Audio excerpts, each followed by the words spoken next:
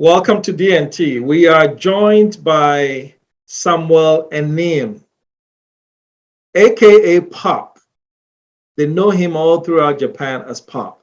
As DNT correspondent in Japan, he was on the spot, not physically, but he was on top of the story as soon as the unfortunate incident of the shooting of the longest serving Japanese Prime Minister Shinzo Abe while he was giving a speech in a city called Nara.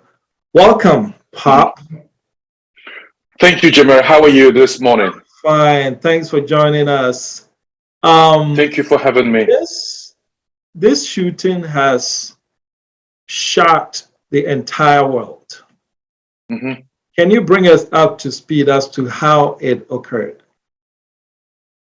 Okay. Thank you so much for this opportunity. Today, I would say the 2022, July 8th, around Japan time, 11:30 a.m., we had a breakout news that our ex-Prime Minister Abe Shinzo has been gunned down at Nara during his visit to one of his party's members. How do I call this? We understand the election is coming up on Sunday, and he was campaigning for other people. Yes, for the campaign for his party member who is in Nara. Okay. Yes. All right. And this kid who shot him, how did he get the gun? Because gun culture is known to United States, not in Japan. Thank you. Yeah, in Japan, it's kind of hard, or I would say even it's prohibited to have a gun on you. And if you want to have a gun on you, you have to go through a lot of process, and it's not easy for a civilian or an ordinary person to get a gun. This guy who shot Abe Shinzo this morning, is an ex-Marine guy who is 41 years old, named Mr. Yamagami from Nara. And according to reports or investigation, this man made his own, or he created or manufactured this gun by himself. He didn't buy it, he made it by himself.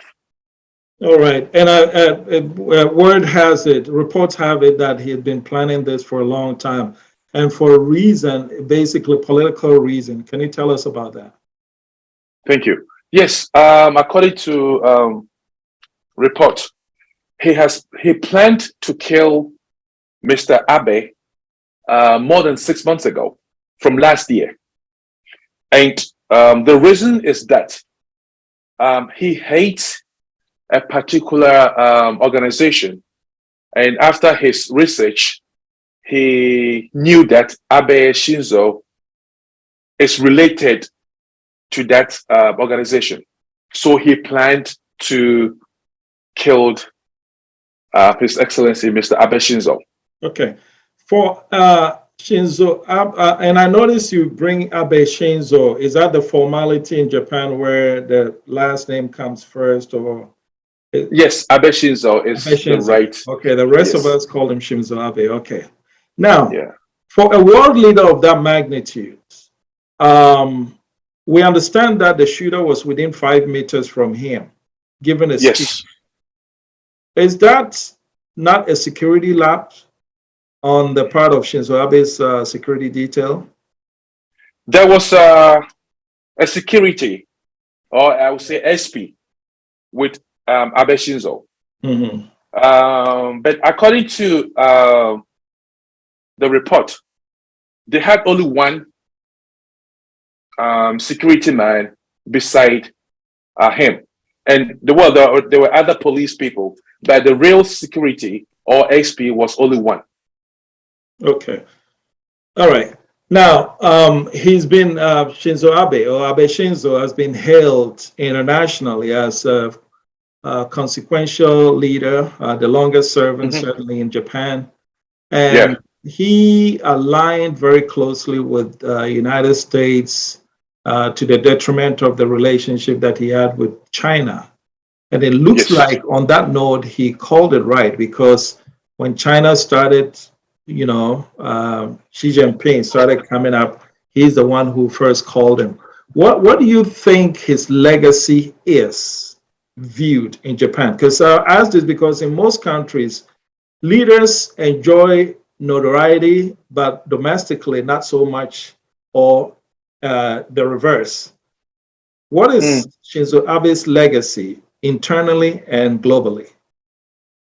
Globally, as you said, he's really known as a peacemaker and a very unique leader, because he tried to, bring Japan more to the world. Okay. And domestically, there were a lot of people interviewed today, and they were so shocked, and everybody loved Abe Shinzo in Japan, especially people from his hometown. Okay. And they were like, how can this happen in Japan, a nation that is known as a peaceful country? Okay. So now in Japan, everybody is so disturbed and very, very shocked. Okay. Yes. All right. Now, I noticed you and I, the last time I interviewed you on camera, I interviewed you with two young ladies. Yes. The first was Miss Universe Japan, and the second was the runner-up Miss Universe Japan. Both of whom have African, half Japanese, half African. In fact, the Miss Universe Japan at the time had a Ghanaian father and a Japanese mother. And the runner-up had a Nigerian father and a Japanese mother. During that interview, it came to earth. You guys reported, the three of you actually said that Japan had made significant moves towards diversifying its population. Did Shinzo Abe have something to do with this in terms of Japan opening up to the world and welcoming immigrants? Yes, he is. I would say maybe he's the key guy, because I check, and he has, during his regime, he invited a lot of even students under his regime, the Abe Scholarship, to further their education in Japan. And I witnessed he brought a lot of even Ghanaian students under his administration to come to Japan to further their education in Japan. So he's a type of person who is really open to the Western, or I would say the other world. Okay. In particular, yes. So how is the immigrant community handling this? Usually when something like this happens, they interview Japanese and everything, but within the immigrant community, what are you hearing regarding his? Yes, this evening there was an interview on the street, with foreigners, and everybody was so shocked. There was this Australian man who was saying that he is so shocked to hear that Mr. Abe Shinzo has been shot or gunned down, and even her parents from Australia was sending him emails and messages like, what is going on in Japan? So Abe is a person that many foreigners really love him. And let me tell you, Jamel, you remember during the COVID, things were very bad. And I would say this is only Japan. And it was under the regime of Abe. And he really also helped the government to do all this, because his influence in the party is very big. He owns the largest number of seats in the Jiminto party. During the COVID, the Japanese government gave an amount of 1,000. Hello, are you there? Uh-huh. Okay, he gave an amount of $1,500 to everybody in Japan. So imagine I have 3 members in my family. Mm-hmm. So we had $4,500. And that was every single, it's not like head of household, every member of the Japanese population. Everybody in the house, no matter whether you are a Japanese, non-Japanese or Japanese family. Wow. They gave everybody. Okay. And the Japanese population, let's say it's about Ichioku Sanzeman, I don't know that in English, about 100 million people. Okay. We can check that later. Plus all the foreigners in Japan. A kid, an adult, a granddaddy, grandmother. So far as you are in Japan with the right, how do we call it, paper or status, you are entitled to receive this support. And even with people with no the proper documents, they will also help in some way to receive that amount to make life easy for them in Japan. Okay.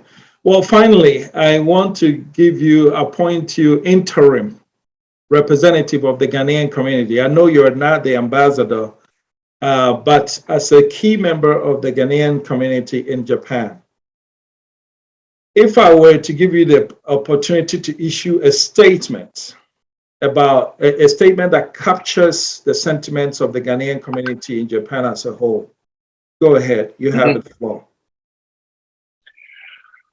I would say Japan has lost a great politician who really love not only Japanese, but love all foreigners in Japan. Thank you. Thank you so much. Pop. Thank you, sir. DNT appreciates you for bringing us this news as hot off the press as soon as it happened. Thanks to you, we were one of the first media houses to get it out there. So thank you. Keep your eyes wide open. Thank you, sir. All right.